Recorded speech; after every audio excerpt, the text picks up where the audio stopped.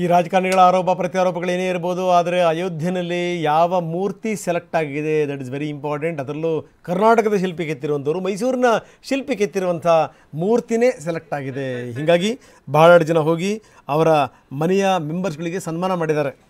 ಶಿಲ್ಪಿ ಅರುಣ್ ವಿಗ್ರಹ ಆಯ್ಕೆ ಆಗಿರೋದಕ್ಕೆ ಭಾಳ ಸಂತಸ ವ್ಯಕ್ತಪಡಿಸಿದ್ದಾರೆ. ಅವರ ತಾಯಿಗೆ ಸನ್ಮಾನ ಮಾಡಿದ್ದಾರೆ. ಅವ್ರ ತಾಯಿ ಕೂಡ ನಿನ್ನೆ ಮಾತಾಡ್ತಾ ಅವ್ರು ಕಣ್ಣೀರು ಹಾಕಿಬಿಟ್ರು. ರಾಮಲಲ್ಲಾ ವಿಗ್ರಹ ಕೆತ್ತಿದಂಥ ಶಿಲ್ಪಿ ಅರುಣ್ ಯೋಗಿರಾಜ್ ತಾಯಿಗೆ ಸನ್ಮಾನ ಮಾಡಿದ್ದಾರೆ ಕಾರ್ಯಕರ್ತರು.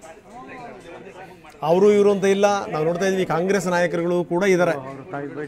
ಅರುಣ್ ಪತ್ನಿ ವಿಜೇತಾ ಹಾಗೂ ತಾಯಿ ಸರಸ್ವತಿ ಅವರಿಬ್ಬರಿಗೂ ಕೂಡ ಸನ್ಮಾನ ಮಾಡಿದ್ದಾರೆ.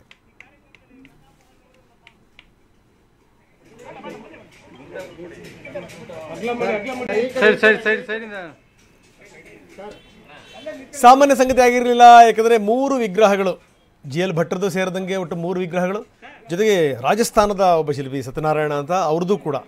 ಆದರೆ ಇಲ್ಲೇನಾಗಿತ್ತು ಅಂತಂದರೆ 51 ಇಂಚು ಇರಬೇಕು ಅನ್ನುವಂಥ ಒಂದು ತೀರ್ಮಾನ ಆಗಿತ್ತು. ಜೊತೆಗೆ ನಂತರ 51 ಇಂಚು ಅಂತಂದರೆ 4 ಅಡಿ 3 ಇಂಚು.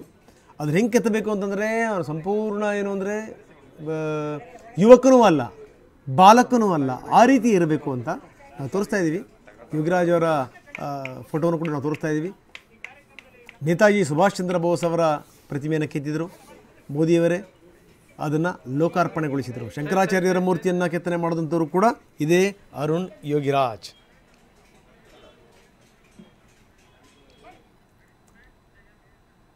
ಇನ್ನು ಅರುಣ್ ಅವರ ಗ್ರಾಮದಲ್ಲಿ ಸಂಭ್ರಮ ಮನೆ ಮಾಡಿದೆ. ಯಾಕಂದರೆ ನಮ್ಮ ಊರಿನ ಶಿಲ್ಪಿ ಕೆತ್ತಿದಂಥ ಆ ಮೂರ್ತಿನೇ ಇವತ್ತು ದೇಶಾದ್ಯಂತ ಜನ ಪೂಜೆ ಮಾಡ್ತಾರೆ ಅಂತಂದರೆ ಸಾಮಾನ್ಯ ಸಂಗತಿನ.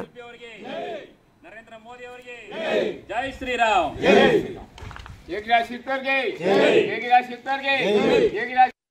ಜೈ ಶ್ರೀರಾಮ್, ಜೈ ಶ್ರೀರಾಮ್. ಅರುಣ್ ಯೋಗಿರಾಜ್ ಶಿಲ್ಪಿ ಅವರಿಗೆ, ಅರುಣ್ ಯೋಗಿರಾಜ್ ಶಿಲ್ಪಿ ಅವರಿಗೆ, ಅರುಣ್ ಯೋಗಿರಾಜ್ ಶಿಲ್ಪಿ ಅವರಿಗೆ, ನರೇಂದ್ರ ಮೋದಿ ಅವರಿಗೆ ಜೈ ಶ್ರೀರಾಮ್.